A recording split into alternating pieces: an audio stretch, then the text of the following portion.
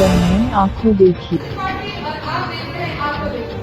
आज हमारे साथ है अविनाश सर और इसी के साथ हमारे साथ जुड़ गए हैं अरविंद कुमार सिंह, प्रदेश महासचिव लोजपा बिहार से, और ये पूर्व प्रत्याशी अंतरिम विधानसभा 2015 में रह चुके हैं। तो सर आप हमारे साथ जुड़े, इसके लिए आपको ढेर सारा धन्यवाद और हमारी पूरी टीम के तरफ से आपको शुभकामना भी कि आगे आप राजनीति के क्षेत्र में एक ऐसा माइलस्टोन तैयार कीजिए ताकि यहाँ के लोग भी उस जज्बे को सलाम करें और इंस्पिरेशन के साथ आगे बढ़ने की कोशिश करें। मौसम की तरह तुम भी बदल तो न जाओगे, काफी पॉपुलर एक गाने का आंसर आया है। सर मौसम वैज्ञानिक बोला जाता है लोजपा को, अभी मौसम का हालात क्या है सर? लोजपा किसके साथ?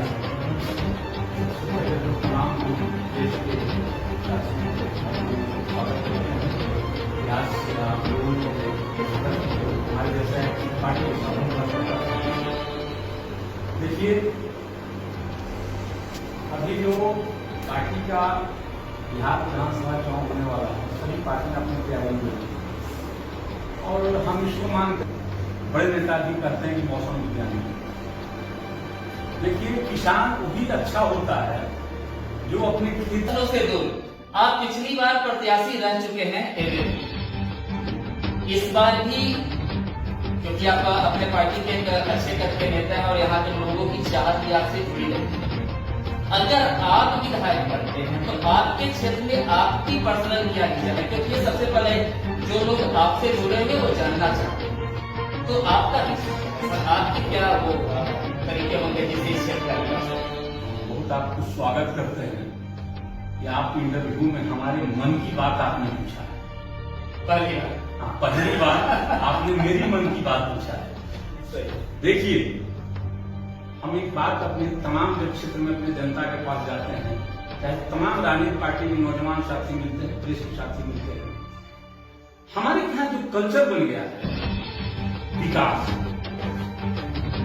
का पैमाना जो हमारे पंचायत का मुखिया हो, विधानसभा का विधायक हो, लोकसभा के एमपी हो, जानते हैं क्या बना है? नली गली और जैसे सड़क। यहाँ जैसे गांव का नली और गली सड़क एक विकास का पैमाना है। मैं इसको नहीं मानता। मैं अपनी पार्टी की ओर से, अपनी ओर से, खास करके मेरी एक व्यक्तिगत विचार है कि नली गली को मैं विकास का पैमाना नहीं मानता। मेरे जैसा व्यक्ति को अगर आशीर्वाद सदन में अगर जनता देगी तो जिस विधानसभा में रहूंगा उसका पैमाना विकास का क्या होगा, उस विकास का पैमाना वहां शिक्षा होगा। आज हमारे यहाँ टीचर नहीं होते हैं, स्कूल है तो टीचर नहीं, और टीचर है तो बिल्डिंग नहीं। हमारे यहाँ विकास के लिए आप ठीक है, किसी की सरकार, मैं नहीं कहता हूँ नीतीश जी की सरकार है, लालू जी की सरकार है, हमारे लोग बाहर जाके काम करते हैं। इसके लिए क्या सुविधा? इसके लिए सुविधा सिर्फ ये नहीं है कि हम फैक्ट्री ही लगाए। हम प्रवासी मजदूर भाइयों को स्वागत करते हैं, उनको सम्मान करते हैं, बाहर में जाके ईटा धोते हैं। अगर किसी किसान के पास 50 बीघा खेत है, वो किसान के खेत में काम नहीं करते हैं, जबकि वो भी पैसा देगा। ये मेंटेलिटी को बदलना होगा, उसकी व्यवस्था करना होगा।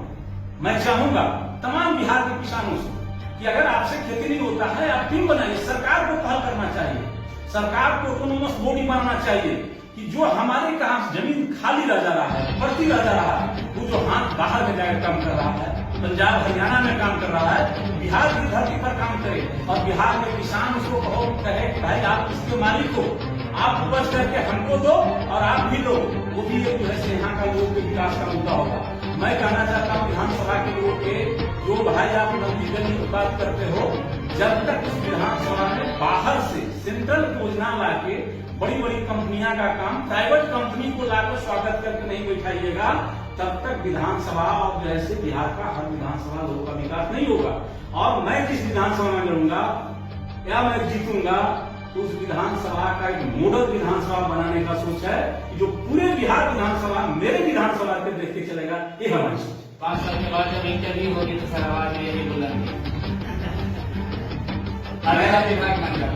मैं आपको बताना चाहता हूँ कि मैं राजनीतिक छात्र जीवन से कर रहा हूँ और हम जो हैं सो रहेंगे, विधानसभा जाए, लोकसभा जाए, हम में कोई परिवर्तन नहीं होगा। पहले तो इस बात में आ रहा है कि सर काफी मुखर होकर हर चीज को रख रहे हैं और ये पार्टी लाइन से अलग ही कई चीजों का वो जिक्र कर रहे हैं, तो ये अच्छी सोच है सर युवाओं के लिए, क्योंकि छात्र यहाँ न पढ़ के जाते हैं मुंबई, दिल्ली, पटना, और वो उनके मार्क्स कई इश्यूज होते हैं, उनके अच्छे स्कूल अच्छे कॉलेज में उनको एडमिशन नहीं मिलता।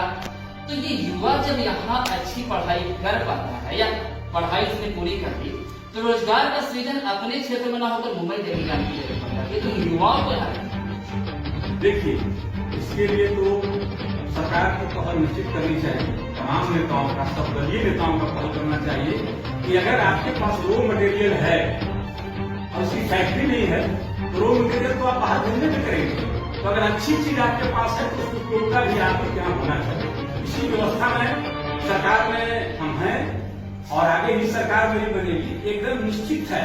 और खास करके आदरणीय हमारा राष्ट्रीय अध्यक्ष चिराग पासवान ने, हम लोगों ने नौजवान का एक टीम, एक कोर कमेटी लोक जनशक्ति पार्टी में है, उसकी टीम में मैं भी हूँ। हमारी सोच है, हमारे नेता का सोच है कि बिहार का लोग का बाहर जाने की व्यवस्था नहीं हो, इस पर मैं कहा। देखिए धीरे धीरे सर सारी चीजें खोल रहे हैं, है ना। कुछ दिन पहले सर ने बोला कि कभी छोटा सा नहीं था, मुझे पता है कि लोक जनशक्ति पार्टी में सर का कद काफी बड़ा है और काफी चीजें यहाँ से निकल कर आने वाली है। कुछ प्रश्न अभी हमारे कुछ संवाददाता हमसे जुड़े हैं, उन तक भी हम पहुंचेंगे। तो पहला प्रश्न श्रुति, आप जाएंगे रमेश सर के पास और प्रश्न उनसे, ये प्रश्न उनसे पूछिए कि उनके अंदर ऐसा क्या प्रश्न है जो आज सर से पूछना चाहते हैं। तो श्रुति आप जाइए रमेश सर के पास। सर, लोजपा काफी सक्रिय रूप से बिहार की राजनीति में है। अभी बार बार ये स्टेटमेंट आता है, ठीक है कि हर मुद्दे पर हम साथ नहीं हैं, लेकिन विकास के मुद्दे पर और बेरोजगारी के मुद्दे पे तो सरकार का साथ होना चाहिए। तो आप लोग अपने तरफ से तो लोजपा इसके विशेष क्या कर रहे हैं? रोजगार के लिए लोजपा की क्या मांग है, ठीक है ना, शिक्षा के सुधार के लिए लोजपा की क्या मांग है, आपके तरफ से क्या पहल और कैसा प्रेशर सरकार में? देखिए, हमारे आदरणीय नेता राष्ट्रीय अध्यक्ष चिराग पासवान ने हरदम पत्र रोजगार के बारे में, शिक्षा के बारे में आदरणीय बिहार के मुख्यमंत्री नीतीश कुमार जी के लिखे हैं और कई ऐसी शिक्षा दी थी हमारे यहाँ। नर्सिंग क्षेत्र में एक बीएससी नर्सिंग की पढ़ाई होती है, मात्र बिहार में आईजीएमएस में 20 सीट सरकार के पास है। बड़े बड़े मेडिकल कॉलेज है, आपके यहाँ नहीं होता है, अभी प्राइवेट स्कूल है। इस पर भी हम लोगों ने खासकर नहीं पत्र लिखाया था कि बिहार में कई सी टेक्निकल शिक्षा है जिससे आम जैसे हमारे यहाँ के भाई बहनों का रोजगार मिल सकता है। उसकी तो हमारे यहाँ बंगलौर में, ग्वालियर में बच्चे पढ़ने जाते हैं, उसकी व्यवस्था बिहार सरकार का है। उससे जो है से उसकी फीस पर हमारी पढ़ाई बच्चों का हो, ये हमने पत्र भी लिखा है, हमारे आदरणीय चिराग पासवान ने भी लिखा है। रोजगार के क्षेत्र में हम लोग का सोच है, हमारे नेता का सोच है। जो बाहर की कंपनियां हमारे यहाँ बिहार की, बाहर में लोग कहते हैं कि बिहार है, बिहारी हैं, और इस सोच इस तरह का है कि बिहार में बहुत तरह की लोग असामाजिक तत्व गड़बड़ करते हैं, फैक्ट्री बड़े बड़े कंपनियों को तंग करते हैं। ऐसी काम नहीं हो और हमारा बिहार का छवि पूरे देश में, पूरी दुनिया में बिहार की छवि ऐसा हो, बाहर के लोग भी आकर हमारे यहाँ कंपनी लगाए। इस पर हमारा आदरणीय नेता पहल कर रहे हैं। एग्जाम से कुछ दिन पहले या रिजल्ट से कुछ दिन पहले परीक्षा को ही कॉल ऑफ कर दिया जाता है, कैंसिल कर दिया जाता है। और अमूमन ये बिहार में ज्यादा होता है, जैसे आपके स्टेट का एग्जामिनेशन हुआ, कुछ दिन रिजल्ट के कुछ दिन पहले परीक्षा पूरे को कैंसिल कर दिया गया, दोबारा लिया जाएगा। तो एक व्यक्ति जो बड़ी भीड़ में, ट्रेन में, बस में जद्दोजहद करके एग्जाम देता है, कहीं से फॉर्म भरता है, तैयारी करता है, तो उसकी मनोदशा के साथ क्या गुजरती है? सर, ये तो छात्रों का कहीं न कहीं दोहन है, मानसिक प्रताड़ना है। सरकार इतनी कमजोर क्यों है कि उसको परीक्षा कैंसिल करने की जरूरत ही पड़ती है? देखिए, बात आपने बहुत बढ़िया सवाल उठाया है। कई परीक्षा कैंसिल हो गई, कई परीक्षा में बच्चे रोड पर आ जा रहे हैं, सर शिक्षक का हो, दरोगा का हो। इसमें कहीं न कहीं हम लोग का, सरकार में हम हैं, इस पर विचार करनी चाहिए सरकार को कि जो बच्चों का परेशानी है, परीक्षा देते हैं, परीक्षा में जो है बात कैंसिल हो जाता है, तो बच्चे कैसे परेशानी नहीं है, हमारे गार्जियनों का परेशानी है, उन पदाधिकारियों का भी परेशानी है जो पदाधिकारी में संलिप्त है। हम चाहते हैं कि हर व्यक्ति को इस सोच को बदलना होगा। सरकार किसी का रहे, सीएम कोई रहे, पदाधिकारी कोई रहे, तुरंत ऐसा सिस्टम में कोई चीज नहीं डाला जा सकता है उसको आप ठीक कर सकते हैं। हर व्यक्ति, हर अफसर, हर नेता जब अपनी सोच को जब तक नहीं बदलेंगे तब तक इसकी व्यवस्था सोच बदलो दुनिया बदलेगी। एनीवे, श्रुति त्रिपाठी हमारे वरिष्ठ पत्रकार नितिन सिंह के पास जाएंगे, जरूर आपके मन में कुछ न कुछ प्रश्न होगा, तो प्रश्न बिल्कुल दो प्रश्न है मेरे पास। एक प्रश्न तो है कि रामविलास पासवान जी हमेशा आरक्षण के मुद्दे पे बात करते हैं और कहते हैं कि इसे कॉन्स्टिट्यूशन में डालेंगे। तो क्या ये अभी सुप्रीम कोर्ट का भी एक टिप्पणी आई है, उसमें सुप्रीम कोर्ट ने कहा ये कोई जन्मसिद्ध अधिकार नहीं है, ये आरक्षण कोई मौलिक अधिकार नहीं है, तो फिर इसमें इतना हंगामा क्यों होता है? आरक्षण का नाम कितनी राजनीति एक प्रश्न और है। एक नौजवान पत्रकार ने आरक्षण के मुद्दा पर, इसलिए नौजवानों का आरक्षण की बात ही करना चाहिए। तो मैं तो सबसे पहले एक बात कहना चाहता हूँ कि हमारा आदरणीय नेता अपना कोई सवाल आम जन को करते हैं जब कोई भाषण देते हैं, अगर पुरुष महिला में अगर लड़ाई हो तो महिला को साथ देना चाहिए, हिंदू मुस्लिम में लड़ाई हो तो मुस्लिम को देना चाहिए, अगर मजबूत और कमजोर हो तो कमजोर को देना चाहिए। देखिए मैं कहता हूँ, ठीक है, आरक्षण की बात मुद्दा उठ रहा है, तो आरक्षण तो स्वर्णों को भी मेरे ही नेता के नेतृत्व में, मेरे ही नेता के नेतृत्व में मिला। और जहां तक आरक्षण जो 9वीं सूची की बात है, जो दलित आरक्षण की बात है, उस सवाल आपके सामने आता है। देखिए बात ईमानदारी से सभी लोग से मैं कहना चाहता हूं कि अपने मन से आप सोचिए, कहीं न कहीं दलित परिवार जो है सब नहीं इसी पर राजनीति जारी रहोगे, 70 साल तक इसी पर राजनीति करेगी, तो कब तक सर ये दलित को कमजोर बनाए रखेंगे और इसी मुद्दे पर राजनीति करेंगे? मैं आगे आपको कहना चाहता हूँ, ये है, मैं कहना चाहता हूँ कहीं न कहीं कमजोर है, लेकिन एक बात मैं कहना चाहता हूँ, जो आवाज उठाना चाहिए वो आवाज नहीं आना चाहिए, वो नहीं आना। हमारे बिहार के नौजवान, देश के नौजवान आवाज उठा रहे हैं। आरक्षण का जो सिस्टम है थोड़ा उसमें सुधार आनी चाहिए। ये बात एक मैं पार्टी लाइन से हट के अपनी बात में कह रहा हूँ, उसकी कहीं न कहीं एक चैनल संशोधित होना चाहिए, कहीं न कहीं कुछ न कुछ मिसयूज होता है, उसकी एक टीम बननी चाहिए, समझे। लेकिन बाकी तो दलित आज भी मैं देखिए, आज अगर प्रवासी मजदूर अगर 1000 आया है, तो मैं कहूंगा कि 998 व्यक्ति वही है जो मजदूर है। तो दो और मजदूर उसको भी मिलना चाहिए जी, जो और 998 जो दलित हैं, उसके अलावा 2 और मजदूर नहीं, 2 जो व्यक्ति है और वो सक्षम, उसकी परेशानी नहीं है, तो उस पर किसी की सरकार उस पर जरूर सोचनी चाहिए। चलिए, बड़ी बात निकल कर आ रही है, सरकार व्यक्तिगत सोच है। सर ऐसा क्यों नहीं हो कि आरक्षण थोड़ा सोच समझिए। देखिए मैं बात करता हूँ, मैं अपनी है कि जो है से आर्थिक आधार पर हमारे बाबा साहब का, भीमराव अम्बेडकर जी का बनाया हुआ संविधान, आज ही बात हम तमाम देश के साथियों और जो हमारे पत्रकर्ता उनसे मैं कहना चाहता हूँ कि देश में कोई व्यक्ति, राज्य में कोई व्यक्ति सोचा था 370 जब मेरी सरकार का, मेरे नेता का उस फैल में कुछ जगह मिला, इसको मैं हटाऊंगा। जब समय आएगी, ऐसी स्थिति आएगी, तो इस पर जरूर हमारे नेता विचार के साथ देखा जाएगा।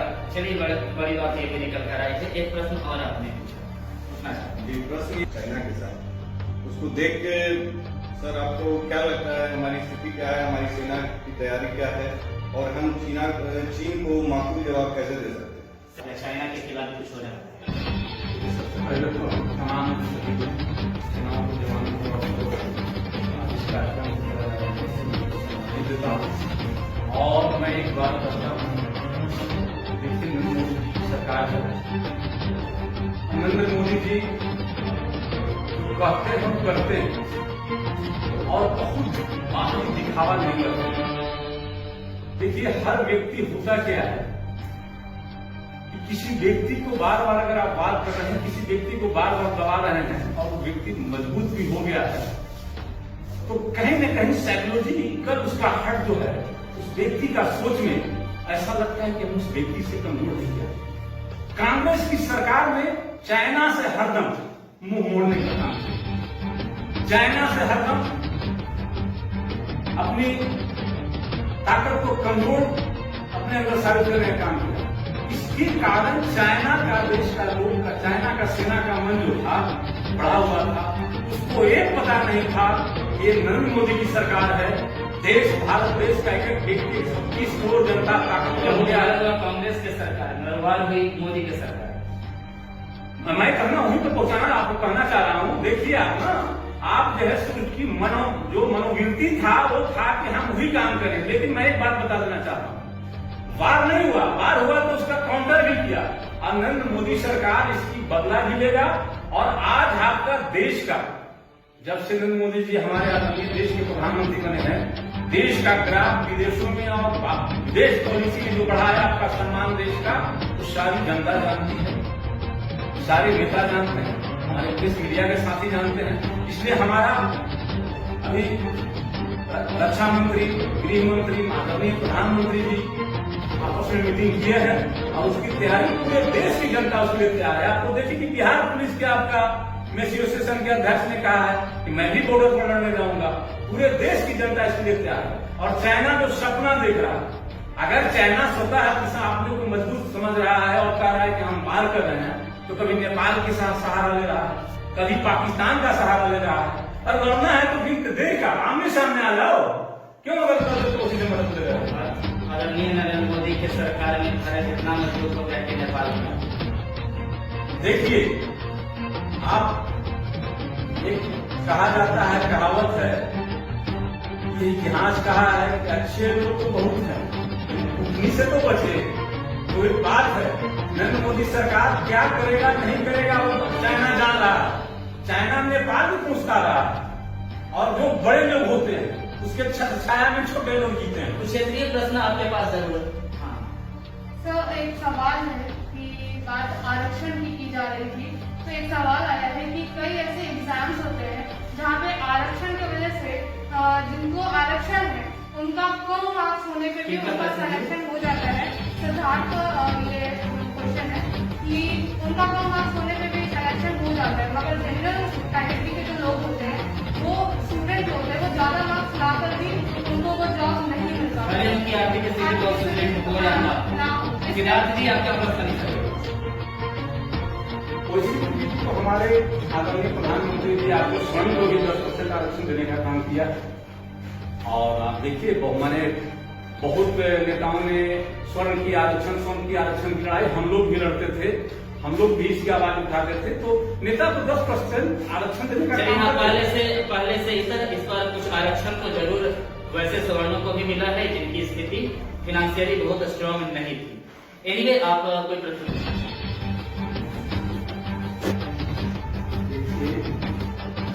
देश में रामविलास पासवान जैसा जाति और हम लोग की सोच है, पासवान जाति से पासवान का वोटर उनके पास है, ऐसा बात नहीं। आप देखिए रामविलास पासवान अपने हाजीपुर से चुनाव लड़ते थे, भाई उनके समस्तीपुर से लड़ते थे, हमारे आदरणीय चिराग पासवान जरूरी से लड़ते थे।